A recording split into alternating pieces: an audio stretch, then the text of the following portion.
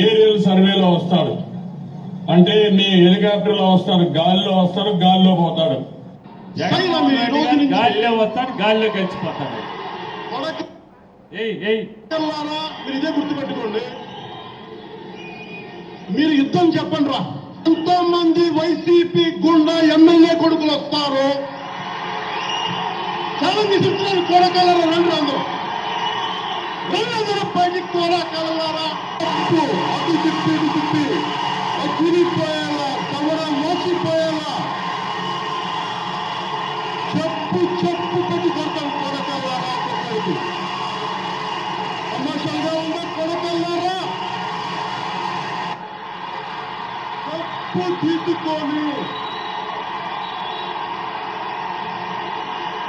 పళ్ళు రాలగొడతాం. కొడకల్లారా ఒక్కొక్కడికి చెప్తున్నాను. కింద కూర్చోబెట్టి నార తీస్తా ఒక్కొక్కడి. ఆడ కాదు, మగ కాదు, ఒక్కొక్కరిని కూర్చోబెట్టి నారకి నార ఒలిచి చూపిస్తాం. అంటే ఈ రకంగా బరి తెగించి మన తిట్టచ్చు, ఏమైనా అనొచ్చు. ఏమయ్యారా వీడియోలు పెట్టండి రా, రేపటి నుంచి పెట్టండి, ఈ వీడియోలు వేసి చర్చా కార్యక్రమాలు పెట్టండి రా. ఎలా పెట్టరా?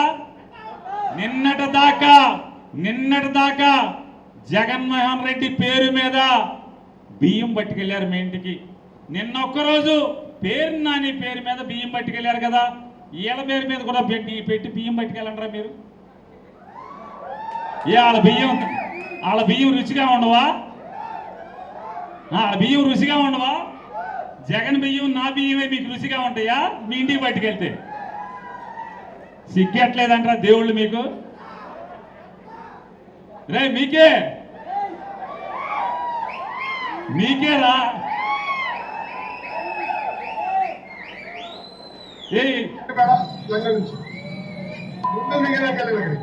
అయ్యా, మనం సైకోకి భయపడే బ్యాచ్ కాదు, ఆ సైకోలకి తోలు తీసే బ్యాచ్. వచ్చేది మేమే. గడ్రాయర్తో గుడివాడలో ఊరేగింపు చేపించే బాధ్యత ఈ లోకేష్ తీసుకుంటారు. ఒక్క నిమిషం ఆగాలి. అతనేమంటాడు?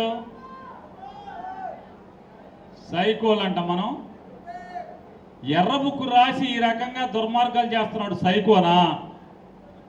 జనానికి గొప్పగా పరిపాలించినాడు జగన్మోహన్ రెడ్డి సైకోనా?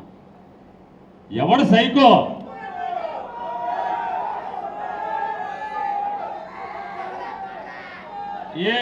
ఏమంటాడు? కాదు, గుడ్డలు ఓడదీస్తాడంట. అది కూడా అన్నాడులే, గుడ్డ ముందు గుడ్డలోడు తీసి కట్రాయర్ మీద రావాలంటే గుడ్డలోడు తీయాలి కదా.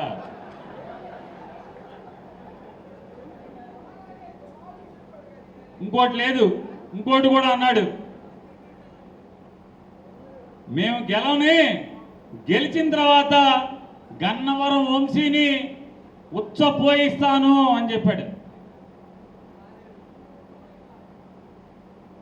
పోనీ జగన్మోహన్ రెడ్డి గారు దిగిపోయిన కాడి నుంచి ఇప్పుడు అన్నోడు వాళ్ళ నాన్న ఎక్కిన కాడి నుంచి వంశీ పోనీ హైదరాబాద్లో ఉన్నాడు అనుకోండి, 5 నెలలు బెజవాడ జైల్లో ఉన్నాడుగా. రోజు వెళ్ళి పోయించావా జైల్లోకి వెళ్ళి? 5 నెలలు రోజుకి వెళ్ళి జైల్లోకి వెళ్ళి పోయించావా అని అడుగుతున్నా. ఎందుకు పోయించలా? మాట మీద నిలబడవా? బెజవాడ జైలుకి వెళ్ళి పోయించాలి కదా, పోయించవా? ఊరికే మైకుల ముందు పోయిస్తారా?